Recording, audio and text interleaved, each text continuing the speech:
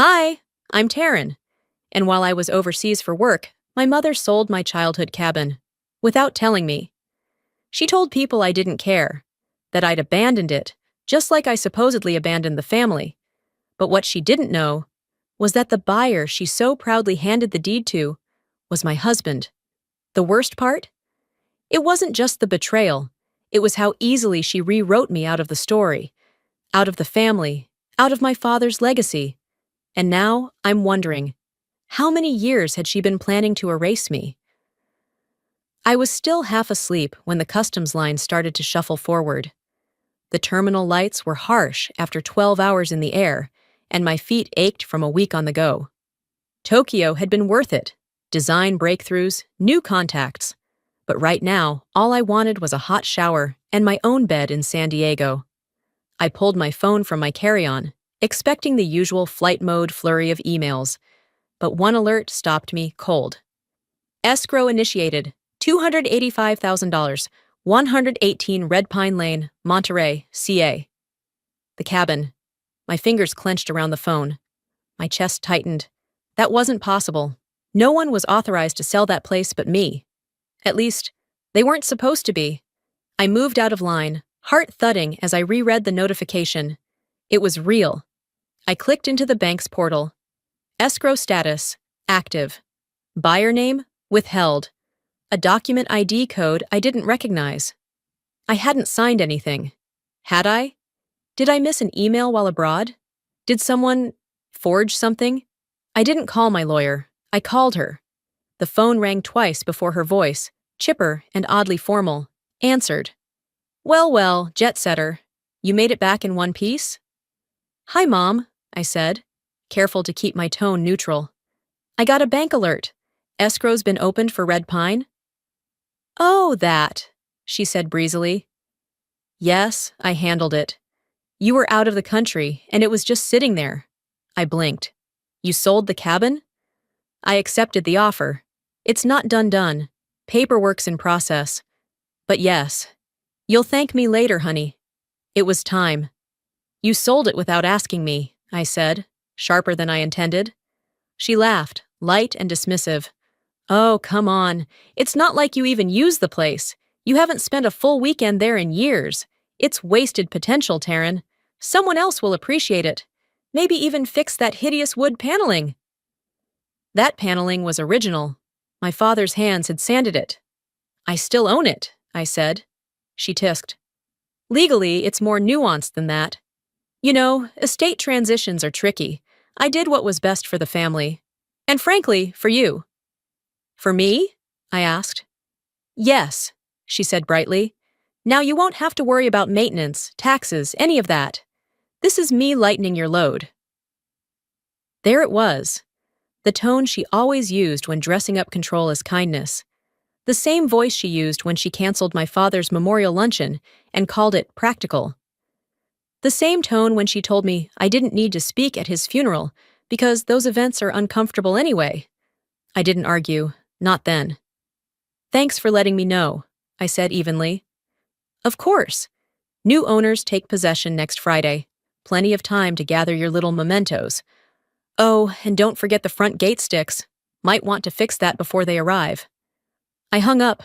I didn't drive to my condo. I drove to Monterey.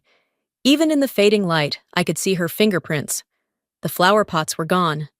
The paint around the doorframe, paint my father had mixed by hand, was a brighter, colder shade. The lights were on. Her car was gone. The door was unlocked. Inside, it felt like walking into a hotel room after checkout. The living room had been stripped. The couch was missing. Curtains gone. The bookshelf where my dad kept his old paperbacks. Empty.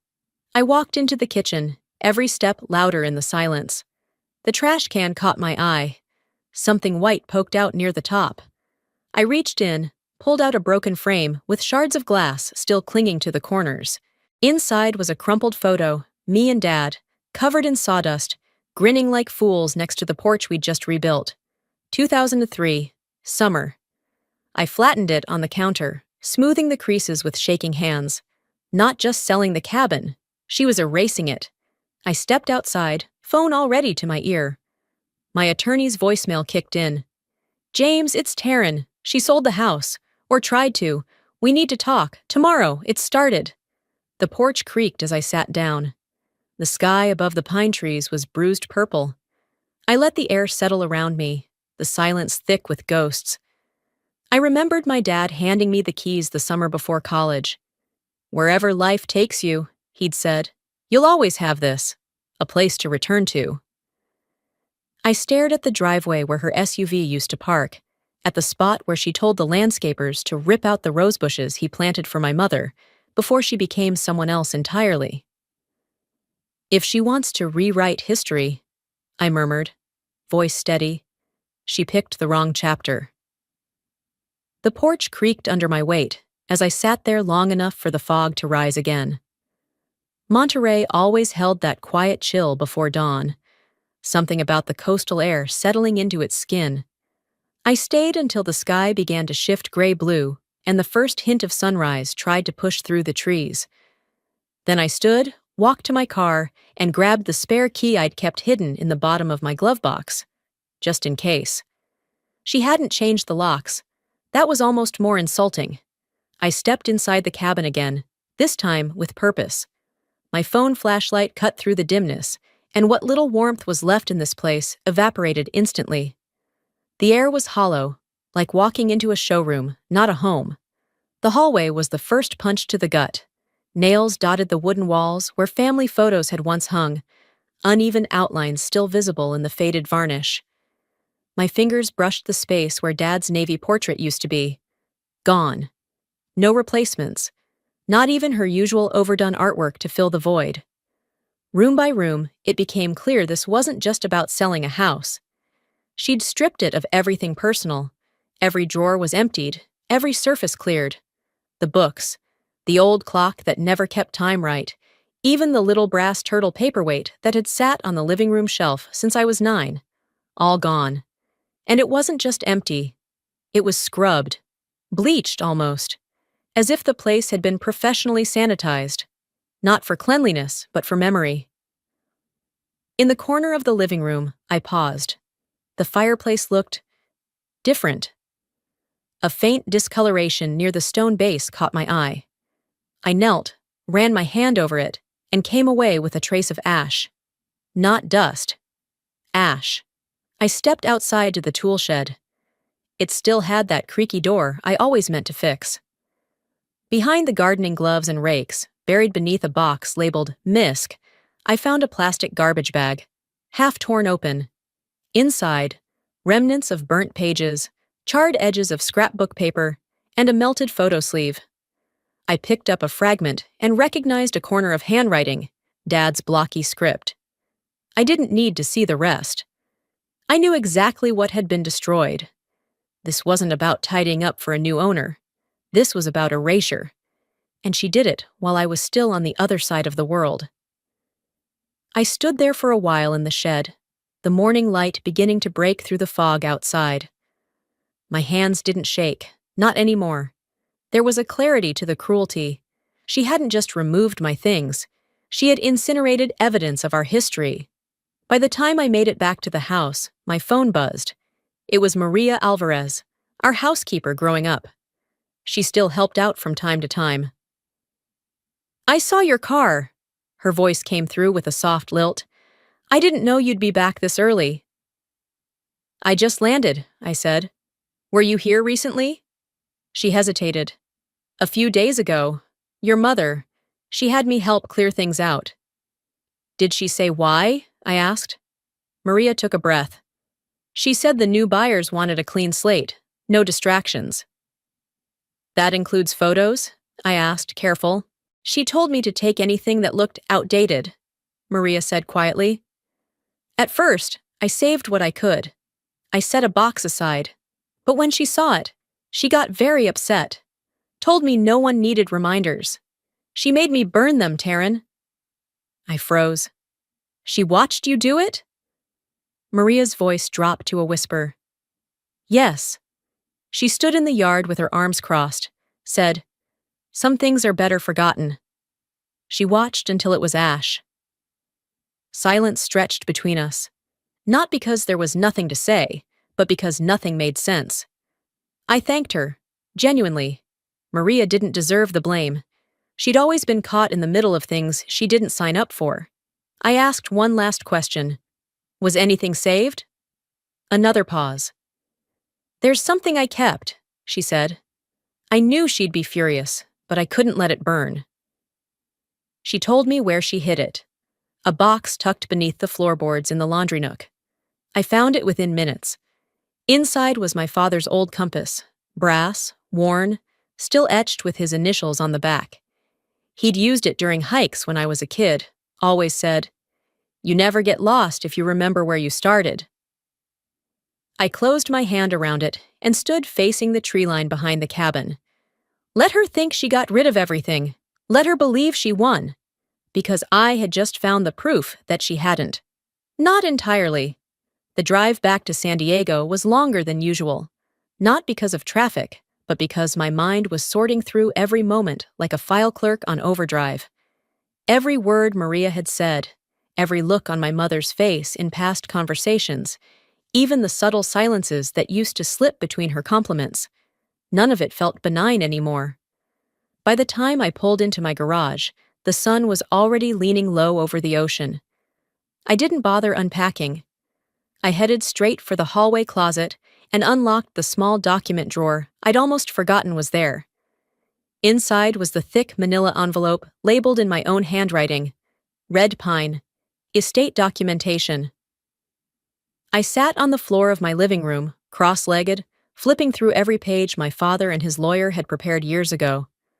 Not just the trust, not just the property title, but amendment dates, witness signatures, the details that wouldn't just prove ownership, they'd explain why it mattered who held it. I found it. A notarized addendum my father insisted on adding 6 months before his final surgery. One line, written in his deliberate script. In the event of any dispute, all decisions regarding Red Pine Lodge fall solely under the discretion of Taryn Belmont.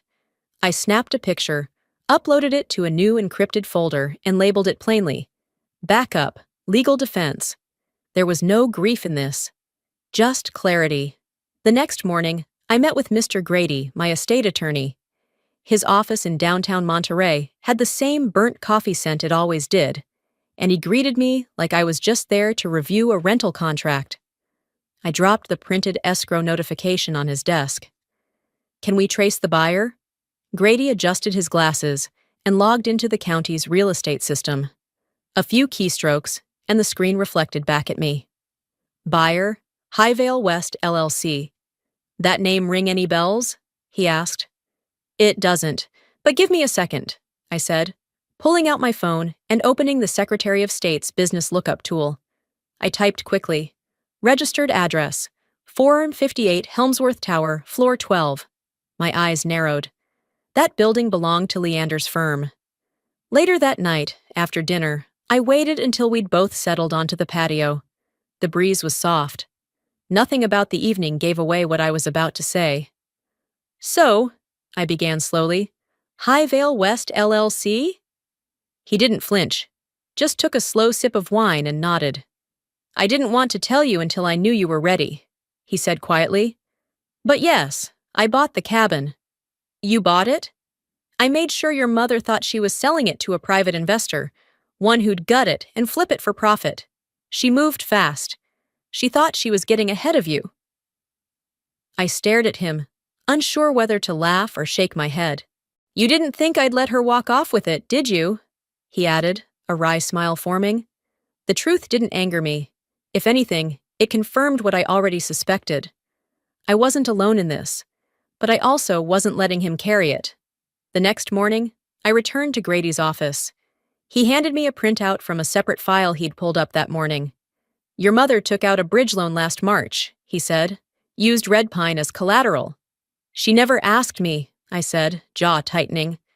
She didn't list you as co-owner, he added. She claimed full authority through the estate. She never saw it as mine, I said, almost to myself. She saw it as a mistake she was cleaning up. I thanked him and took the documents. On the drive home, I didn't listen to music. I didn't call anyone. I just reviewed every piece of this in my mind, like a chessboard I'd finally memorized. That night, I began organizing files. The photos, the recordings, Maria's statement, the title amendment. I wasn't preparing for war. I was preparing for exposure. My plan wasn't to burn everything down. It was to let the structure collapse on its own. Leander noticed the folders open on my laptop as I highlighted file names and zipped backups. "Planning something?" he asked. "Not court," I said.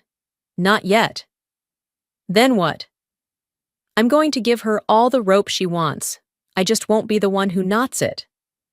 He nodded, understanding exactly what I meant without needing another word. We were finishing dishes when my phone vibrated. An email had just come through. Subject line bold and bright. Investor Showcase. Celebrating the rebirth of Red Pine Lodge. This Saturday at 3 p.m. I opened it. Invitation attached. Full color. My mother smiling beside mock-up renderings of my father's cabin. The words Vision, Restoration, Legacy across the top. She wanted applause. Let her have a stage. I closed the email without saying a word and set my phone down beside the sink. The dishes were still half done, but suddenly my appetite for normalcy vanished. She was always good at flipping the narrative, but this was a full production. A grand unveiling of her fiction wrapped in canapes and wine glasses. 2 days later, I stood across the street from her house in Monterey, the same house I grew up in. From the outside, it looked as perfect as ever. White trim, manicured lawn, a seasonal wreath on the door. A line of BMWs and Teslas stretched down the block. The driveway overflowed with chatter from realtors, donors, and her carefully curated guest list. I didn't see a single car with a dent. Even her audience was filtered. Inside, everything was timed. Vera Langford's events always were. I was let in by a college-aged intern in a blazer far too tight, holding a clipboard and asking for affiliation. I smiled and gave her my name. The girl blinked. "Oh, you're—" "I know," I said, stepping past her. The foyer was full of smiling faces and polite nods. Most of them I hadn't seen in years. Neighbors, board members, that couple who used to host the church Christmas party but hadn't invited me since Dad died. A projector screen dominated the living room wall. The rebirth of Red Pine was printed in cursive on every sign and cocktail napkin. Vera floated through the crowd like a swan in pearls, laughing just loud enough to signal comfort. She greeted everyone with air kisses and firm hands on shoulders. When our eyes finally met, she tilted her head in surprise. "Taryn," she said, smoothing the fabric of her blouse. "You came." "Wouldn't miss it," I replied. She didn't hug me. She didn't need to. She gestured toward the front of the room, where a slideshow was about to begin. "Let me show everyone what a little vision can do." I moved to the back of the room, quietly slipping out my phone and switching the video to record. The lights dimmed and the first slide came up. A photo of the cabin's porch. Before. It had been deliberately desaturated, made to look like a crime scene in grayscale. "This is what we started with." Vera's voice floated above the room. "Tired, neglected, abandoned." Abandoned. The word echoed louder than she'd said it. Slide after slide followed. The after photos were glossy renderings of a sterile cabin, stripped of its soul.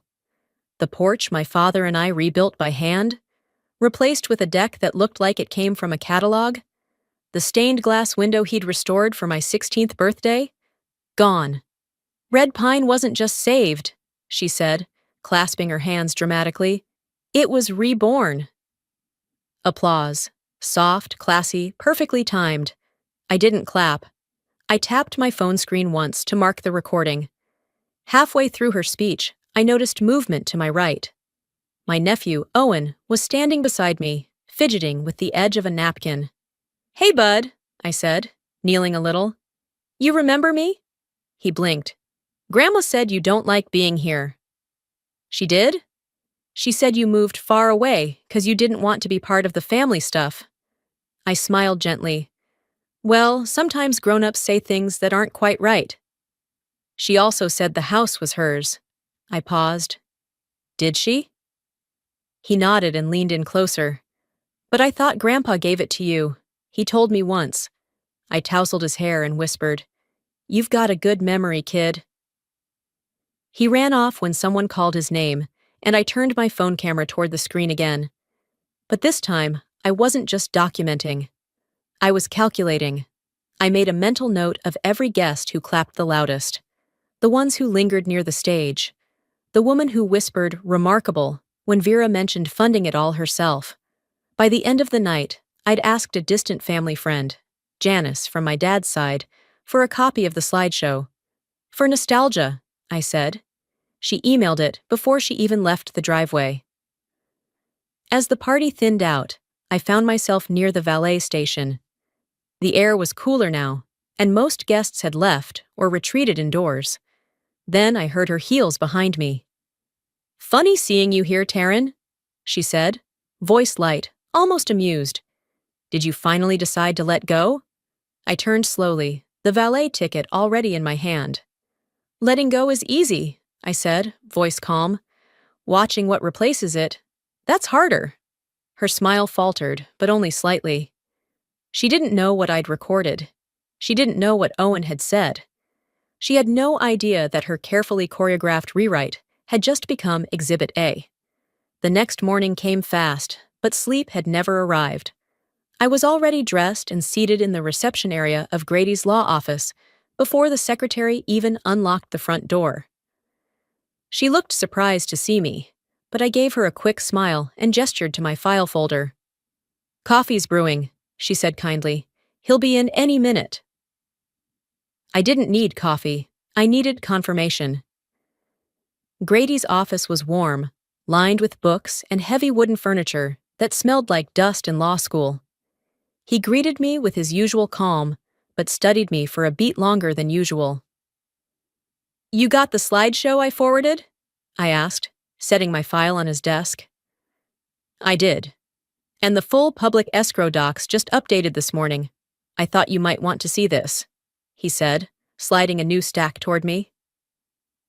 There it was. My name, in neat digital type, appearing beneath a signature that looked close enough to mine to fool most people. Except for one detail. That, Grady said, tapping the page, is a reused authorization form. She pulled it from a billing document you signed back in 2021. Utility setup. I leaned back slowly. So she stretched one line into a whole transaction. She repurposed your consent for power and internet into legal approval to sell real estate. My voice came out low. That's not forgery. That's strategic fraud. Which is still fraud, he said gently. It also means we can move, if you want to. I wasn't ready to blow the lid yet. Not here. Not now. Instead, I drove downtown to the design showroom Vera had worked with during her renovations. I didn't call ahead. I walked in mid-morning, greeting the woman at the front desk like we were old acquaintances. She offered me sparkling water and gave me a quick tour of the small curated gallery. Halfway through, I saw it. A framed letter on the wall. To the incredible team at Haven and Hart, thank you for bringing new life to Red Pine. Your creativity helped me turn decay into beauty. Vera Langford. The letter was printed on their blog last week. I'd seen it, but seeing it framed, that was new. Near the reception counter sat a low stack of invoices, half tucked into a branded folder. I flipped through gently, feigning interest. And there it was. An invoice from 2 years ago. Red Pine prep work. Total $8,400. Billed to Langford Project. I held the page to the light. There, faint but visible in the digital watermark, was my company name, Belmont and Birch. I hadn't realized she'd used my accounts to fund her campaign. I had forgotten that I'd paid for the early inspections, the demo permits, the landscape consultant, because she told me they were temporary assessments. Nothing permanent. I flagged down the showroom manager, a cheerful woman in her 50s with a bob cut and wine-colored glasses. Quick question, I said.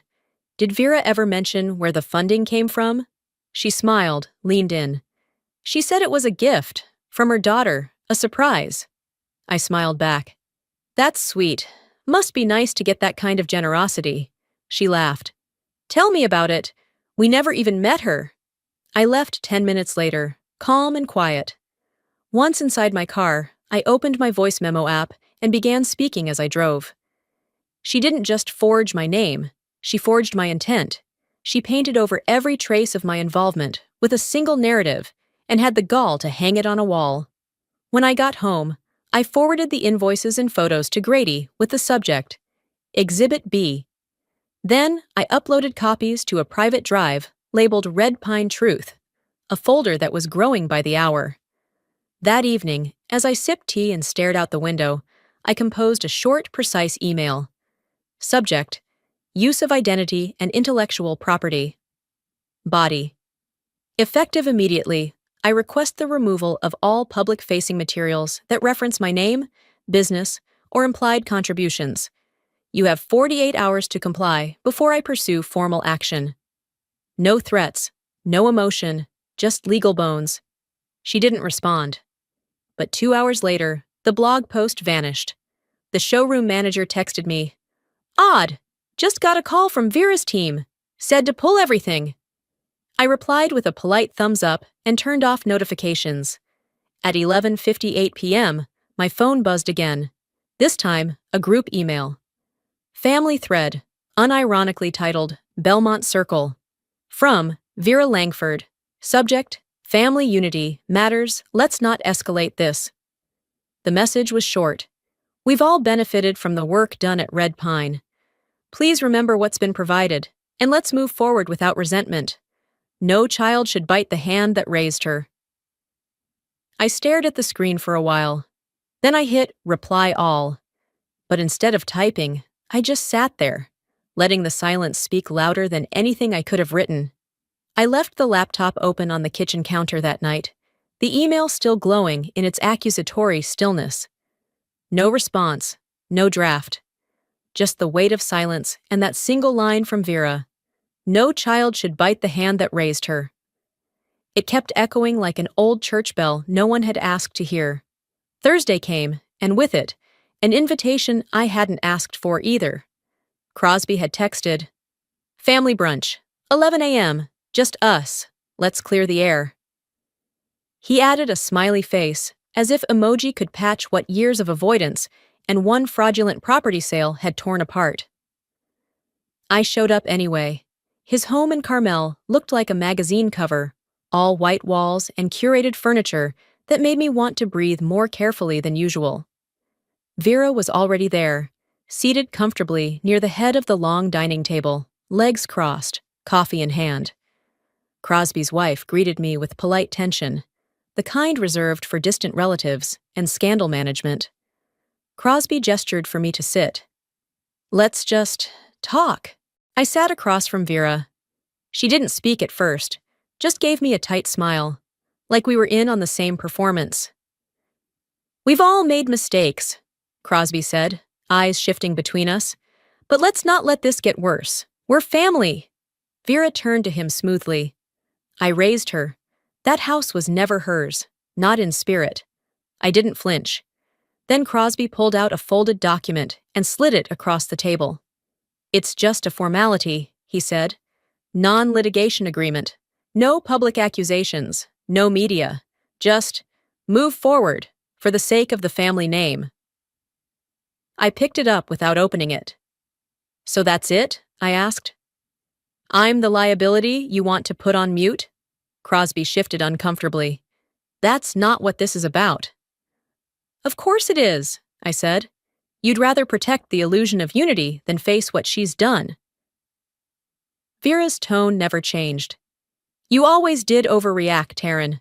I gave you a start in life.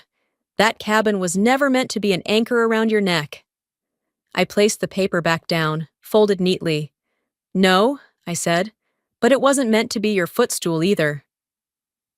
I didn't stay for the eggs. Back at home, I found Leander on the patio, going through some files for work. I sat beside him and pulled the document from my bag, dropped it onto the table between us. "They want quiet," I said. He scanned it, then chuckled. "No, they want obedience." He walked inside, returned with a manila folder, and handed it to me. I opened it to see transcripts, verbatim quotes from Vera, taken during escrow calls. He'd redacted names but left her words intact. "She talks too much when she thinks she's already won," he said. "She built her family tree out of illusions," I murmured, reading the highlighted lines. "I'm pruning it." That night, I emailed my attorney. We issued a formal counterclaim intent. No theatrics, just paperwork, time-stamped and precise. Then I renamed the private folder I'd been building for weeks, Red Pine Reclamation. The next morning, Vera replied, "No pleasantries, just one line. If you go forward with this, you are no longer my daughter." I read it twice. The line didn't sting the way she probably meant it to. I printed it, slid it into a folder labeled Freedom, and placed it beside the rest of the documentation. It belonged there now. That night, long after Leander had gone to bed, my phone buzzed with a voicemail from the escrow lawyer. "Taryn," his voice said, formal but tight. "We have a problem.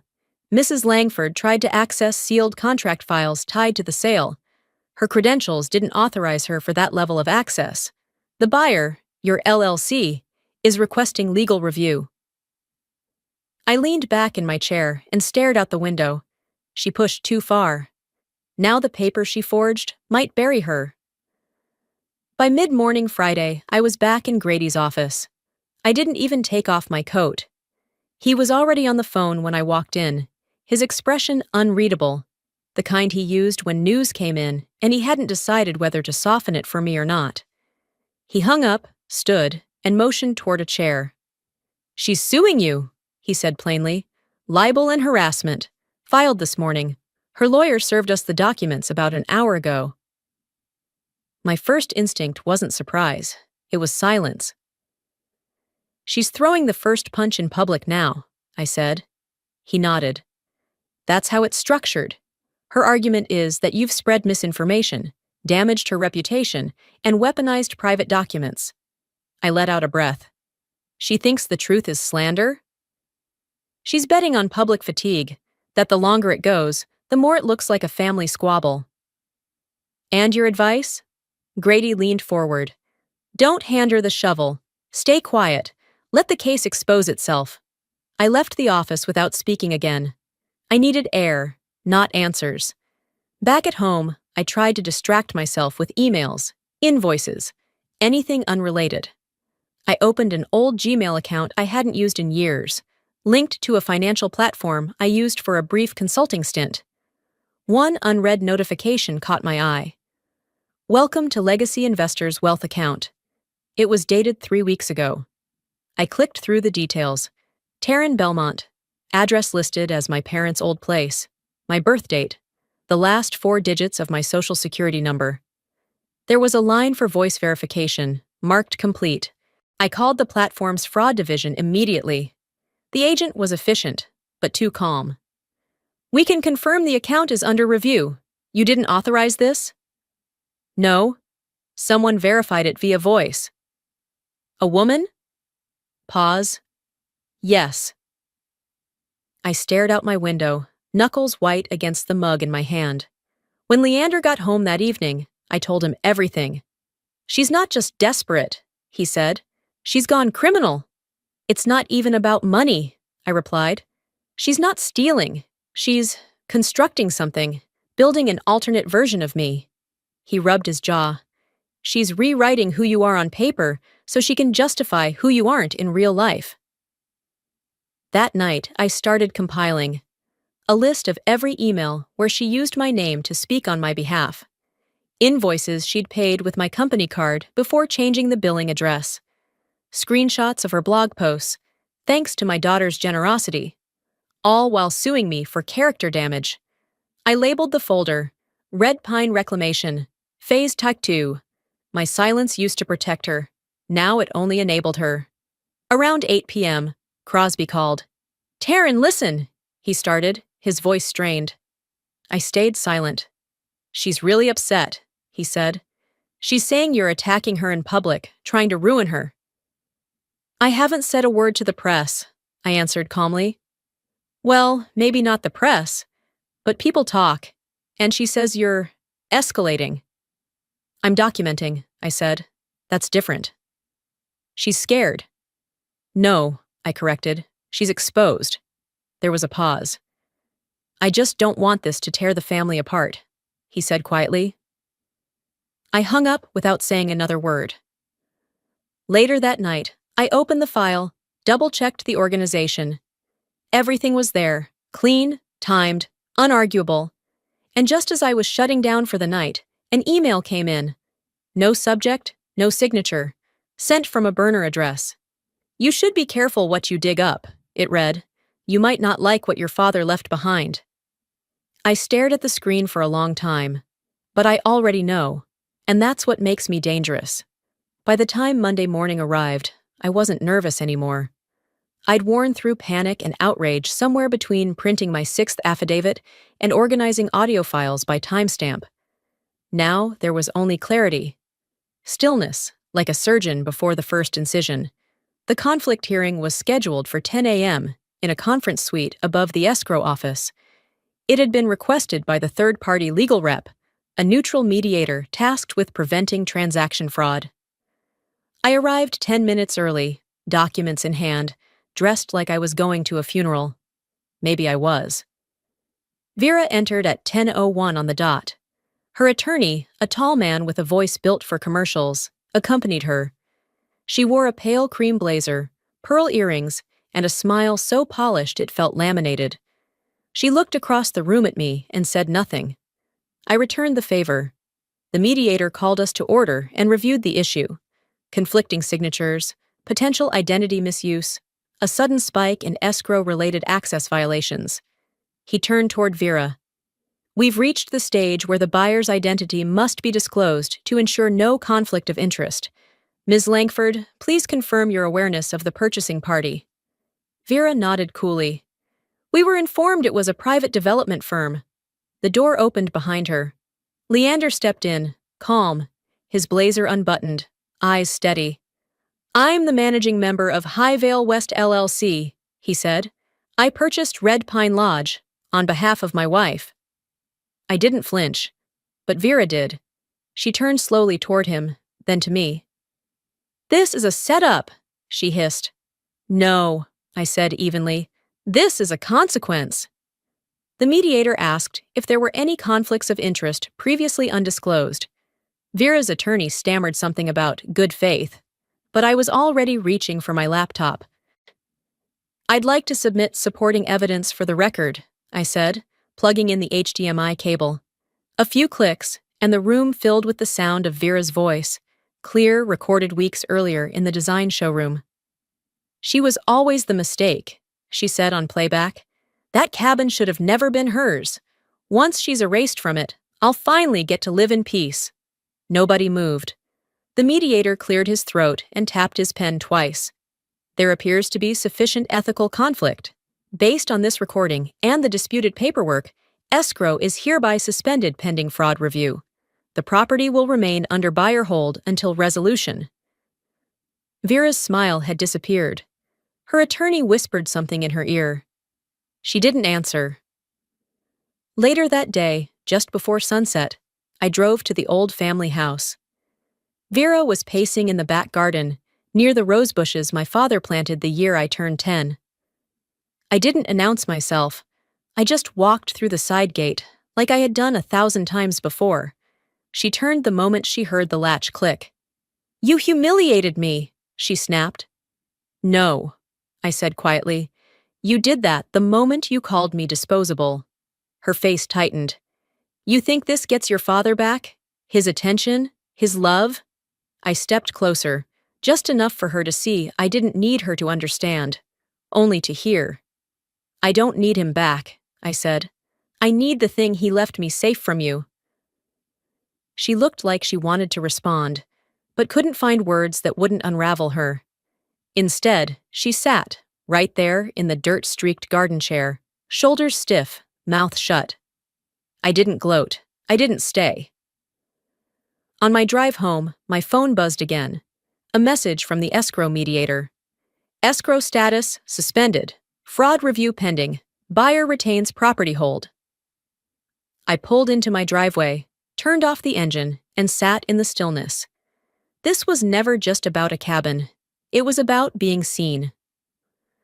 2 days after the escrow freeze, I sat at a quiet cafe near the bluff overlooking Red Pine. The morning fog hadn't lifted yet, and neither had the weight in my chest. I wasn't looking for conversation, but it found me anyway. A woman I recognized from the HOA board, Ellen or Elaine, something with an E, approached cautiously, like I might mistake her for someone loyal to Vera. She leaned in, voice low. That recording at the hearing, people are talking, not just neighbors, donors, sponsors. It's rippling. I nodded once. Some are backing out of the community auction, she added. Your mother's name has been quietly removed from the program. I met her gaze. I didn't do it for applause, I said. I did it so I wouldn't have to explain myself again. She offered a quick, tight smile. You shouldn't have had to. When she walked away, I finished my coffee in silence, watching the fog dissolve. For once, I didn't feel the need to follow it with more action. The truth was finally moving on its own. Later that afternoon, I stopped by the cabin to check the exterior. The gate lock had been changed at my request after the hearing. I wanted to be sure everything was secure before contractors arrived to inspect the foundation next week. I hadn't expected company. A man from the neighborhood, tall, wiry, mid-70s, stood by the fence, hands in his coat pockets. I knew his face, but not his name. Miss Belmont, he said, voice hesitant. You have a moment? I nodded. I shouldn't get involved, but my wife and we were at the investor thing. We heard the audio. He paused, then added, we believed every word. I stayed quiet. Let him speak. She told my wife something a few years ago, he said. That you weren't really hers. That you were adopted. From another man. I blinked. Excuse me? He glanced down at the gravel. It didn't sound casual. It sounded rehearsed, like she needed a reason not to include you in something. I didn't know what it meant at the time. I didn't respond. I simply looked at him, then nodded slowly, thanked him, and watched him walk away. Back inside the cabin, I pulled out my journal and wrote it down. Not for drama, for documentation, for myself. She didn't just try to take the house, she tried to make it look like I never belonged in it. That line sat alone on the page. That evening, back home, I opened the neighborhood forum page for the Monterey Estates community group. A new thread had popped up. Anonymous, but the writing was familiar. If someone could do this to her own daughter, what's stopping her from mismanaging our community's accounts? Replies poured in, some skeptical, others bluntly critical. A few defended her with tired lines like, family drama shouldn't be public. But most said what I hadn't dared hope. I'm glad someone finally spoke up. Leander glanced over my shoulder. That's enough, he said, pointing at the screen. You don't need to push more. Let them do the pushing now. I nodded. He was right. It was already out there. That night, I sat at the desk with my headphones in, revisiting the audio files. Not to strategize, but to understand. I didn't feel triumphant. I felt clean. I clicked on the folder labeled Legacy and opened the oldest voice memo. My father's voice, grainy, recorded on a road trip years ago, floated through the speakers. He was singing along to some old Van Morrison tune, badly off key. I didn't cry. I just listened. Then I opened my contacts, scrolled to Vera Langford, and pressed delete. Final step. Emotional release. Uninvited mother from my life. Just before bed, Malis texted, Did you hear? Grandma's pulling her name from the neighborhood legacy fund. Says she's being erased. I stared at the message for a minute. I typed, She erased herself. Deleted it. Typed again. No one erased her, she just ran out of ink. Sent. The envelope from the state court system arrived on a Tuesday, tucked among circulars and credit card offers. It was thin. No weight to it, no need. Its contents had already been written in the space between what she tried to do and what the world had finally seen. Inside, Vera Langford's formal withdrawal of all pending legal complaints. One page, neatly signed. No apology, just absence. I held it between my fingers for a moment, then placed it on the kitchen counter beside the compass and the now-dried lilies. No court ruling, I whispered, could have said what that silence just did. Grady called a few hours later, confirming what I already knew. You've got clear title, fraud confirmed, escrow nullified. The board cited deliberate deception with personal conflict.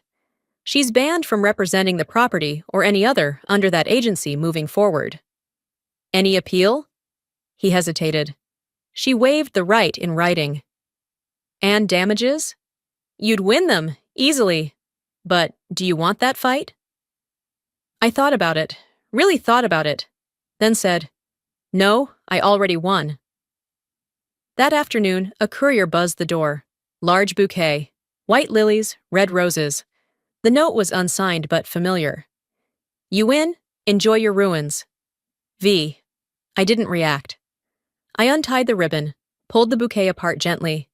The lilies were still fragrant, still full of light. I kept those. The roses, velvety, dark, dramatic. I dropped into the trash without hesitation.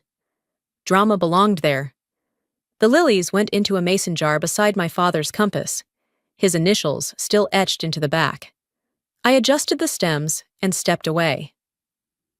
Later that week, I attended a local women's advocacy event, something I'd RSVP'd 2 weeks ago before everything exploded. I wasn't there to speak, just to listen. But word had spread, quietly, carefully. 3 women approached me separately, between sessions. Each had their own version of Vera. Different names, different lies, same bruises beneath the skin. You said it out loud, one whispered. I didn't say anything, I replied. I just stopped pretending. Another offered a hug, soft and unassuming. I let her. During a breakout group, someone asked what justice looks like after family betrayal. I didn't plan to speak, but the silence pulled me forward. Sometimes justice isn't loud, I said. It's just quiet enough for truth to finally echo. A few people nodded. One woman wiped her eye. Then we moved on. The next day, Malis texted again.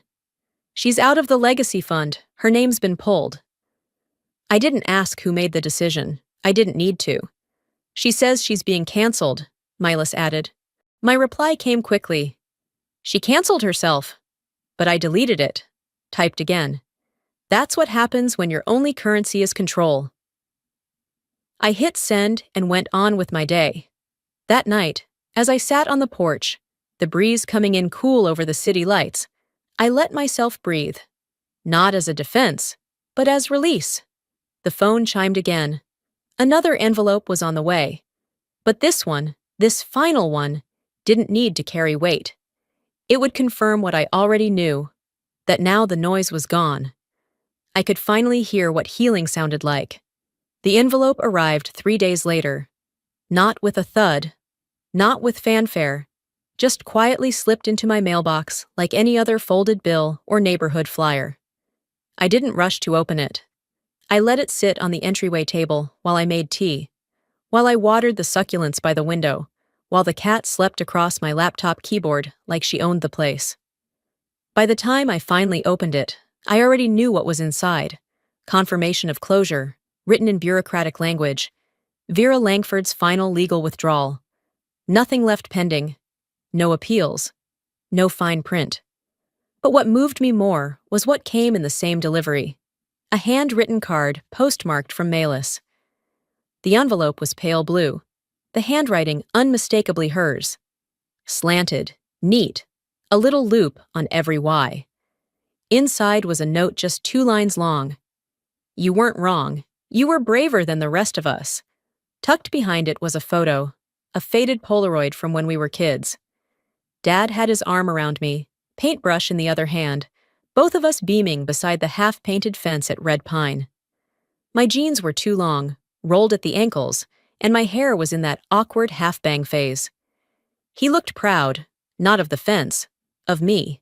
I placed the photo beside the mason jar of lilies and the old compass. I didn't cry. I just exhaled. Later that afternoon, I drove up to Red Pine. The air smelled different now, cleaner, maybe, because the restoration was finally underway. The porch was stripped bare again, the boards stacked neatly for refinishing.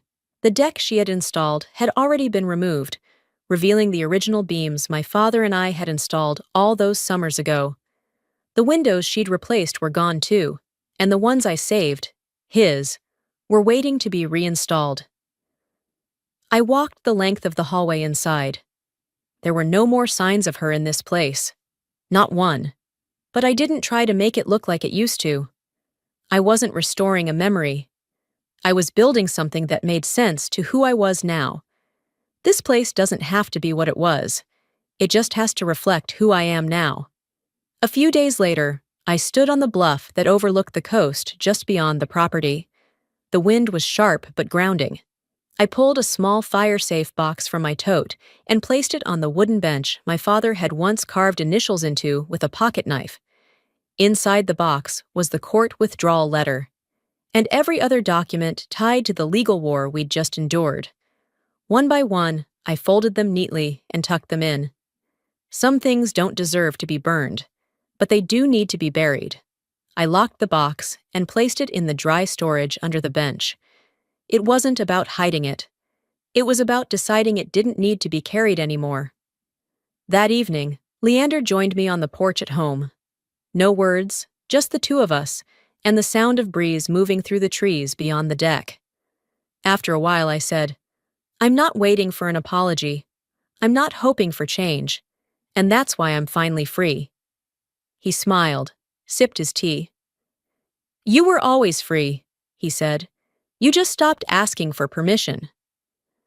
Later, while wrapping up a few invoices for the contractors, I received an email from the Monterey Historical Society. They were organizing a community heritage event, inviting families to share stories and artifacts tied to long-standing properties. They wanted someone to present about Red Pine Lodge.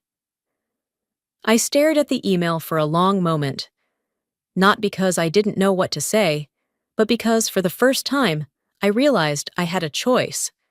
Not just what to say, what to carry forward. I closed the laptop gently, leaned back in the chair, and whispered into the room, just loud enough for myself to hear. Legacy isn't what they leave behind. It's what we choose to carry. The morning of the event came without drama. No last-minute emails, no veiled warnings, no fresh subpoenas in my mailbox. Just quiet. The kind of quiet that doesn't ask for permission. The kind that says, "It's time." Red Pine looked like itself again. Not exactly as it once had been, but finally as it should have been. Steady, honest, whole. The porch was rebuilt with the same grainy timber Dad and I had once sanded together. The stained glass window finally sealed back into place, casting fractured color across the living room floor. Guests began to arrive slowly, most of them familiar from childhood events, local functions, or years of nodding acquaintance. A few were total strangers, community members, new residents, people who came out of respect or curiosity. There were no banners, no catered trays or scheduled speeches, just open doors and sunlight spilling in. I wore jeans and a black sweater, my hair tied back simply. I greeted everyone with warmth, but not formality. No one asked for explanations. They didn't have to. The house spoke loud enough. Inside, everything was intentional. On the mantel, the compass. Next to it, the dried lilies, preserved behind glass. One framed photo hung on the back wall. Dad and I painting that fence, same one Milas had sent. No wall of family portraits, no lineage on display. Just presence. There was a single plaque near the entryway. Nothing flashy, just metal mounted to reclaimed wood. This place belonged to whoever protected it. At some point, someone from the town's heritage committee pulled me aside. She handed me a small bronze placard. "For you," she said, smiling. "Official recognition from the city." I read it silently. Red Pine Lodge, maintained by preservation, not possession. I thanked her, but I didn't make a speech, didn't pose with it. I asked her to leave it unmounted for now. I wasn't done deciding where it should go. During the walkthrough, a woman I didn't recognize asked softly, "Will your mother be coming today?" I paused, then answered simply, "She came once." That was enough. No need to elaborate. After everyone left, I stayed. Cleaned up empty cups, folded guest cards, wiped down counters. When I stepped outside onto the porch, Leander was already there, sitting cross-legged with 2 mugs of tea, steam curling into the early dusk. I sat beside him, barefoot, letting the grain of the wood press gently against my skin. For a long while, we didn't speak. We just watched the trees sway with the last stretch of autumn wind. Then, finally, I said it. I didn't get back what I lost. I just got strong enough to stop losing more. He nodded, not as affirmation, but as witness. That was enough. As the sun slid behind the hills, its light streamed through the stained glass behind us, scattering color across the floor. Red, gold, violet, green. I watched it move across the wood, the same wood we had once knelt on in sweat and sawdust. Somewhere deep inside, something eased. Justice isn't always loud. Sometimes it's just the house that stayed, and the daughter who finally knew why. And that was enough.